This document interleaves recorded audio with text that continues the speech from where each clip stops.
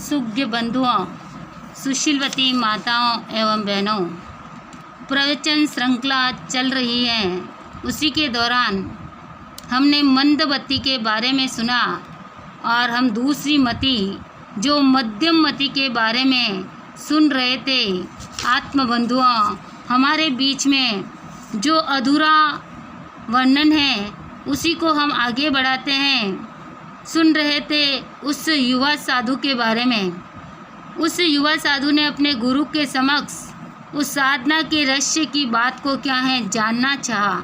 आत्मबंधुओं, अब गुरु ने उस शिष्य को से कहा कि बस बात तो तुम्हारी सही है कि हम सभी साधना करते हैं, अतः कभी न कभी हमें सभी को क्या है विद्या सिद्धियाँ भी मिलेगी, मेरा विश्वास है।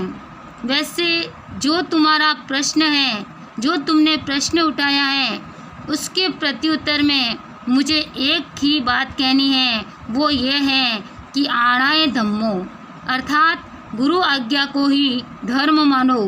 क्या तुम सभी ये स्वीकार करते हो? आत्मबंधुओं, सभी शिष्य ने हाँ भर लेने पर गुरु ने कहा कि अच्छा, तुम सबके लिए मेरा आज का आदेश ये है कि तुम सभी क्या है शहर जाओ और जो मैखाने हैं उस मैखाने से एक एक घड़ा शराब का ले आओ। पैसे की कोई चिंता मत करना, मेरे भक्त क्या है उस शराब के पैसे चुका देंगे। आत्मबंधुओं, गुरु का आदेश बड़ा विचित्र था। सभी शिष्य मन ही मन विचार करने लगे, संयम साधक और शराब। सभी गुरु का आदेश सुनकर आवाक रह गए। बोलते भी तो क्या, वे गुरु थे और वे शिष्य। गुरु के पहले ही कह दिया था कि आज्ञा में ही क्या है धर्म है। ये कैसा धर्म संकट, क्यों है ये आदेश, क्या उद्देश्य है इसके पीछे आदि प्रश्न उन शिष्यों को क्या है दिमाग में उभरने लगे। आत्मबंधुओं, आदेश तो आदेश ही होता है। विवश हो सभी गए। अब सारे शिष्य मैखाने में और ले आए एक एक घड़ा भरकर शराब। अब सभी शिष्य जो शराब के घड़े भरकर लाए हैं वो सभी गुरु के समक्ष उपस्थित हुए।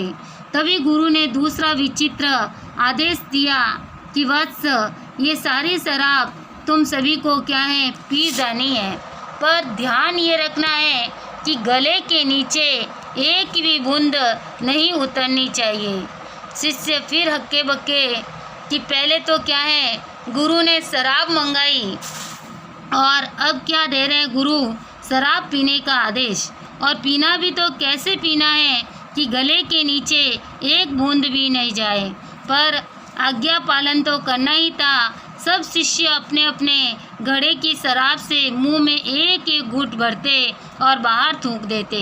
इसी भांति कहते हैं कि करते करते सभी ने अपने घड़े जो शराब से मुंह में एक एक बूंद घड़े भरते गए और बाहर थूकते गए। बंधुओं, अब देखिए सभी शिष्य के सभी घड़े खाली थे और वह पूरा स्थान जो है, वो पूरी जगह जो है, वो शराब की बू से गंध आ रहा था। गुरु ने पूछा, वत्स, क्या सभी ने एक एक घड़ा शराब मुंह में लेकर घड़ा खाली किया? शिष्य ने कहा, हाँ गुरुदेव।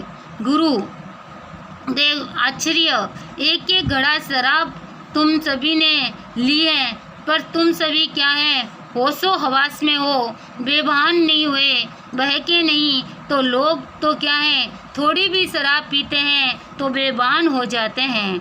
आत्मबंधुओं, शिष्य कहने लगे कि गुरुदेव, हमने उस शराब को अंदर थोड़ी उतारी है, मुंह में लिया और थूक दिया, अंदर तो एक बूंद भी नहीं पहुंची, फिर भी बेभान कैसे होते हैं? आत्मबंधुओं, इसी उदाहरण के बारे में अब हम अगले प्रवचन के दौरान सुनेंगे।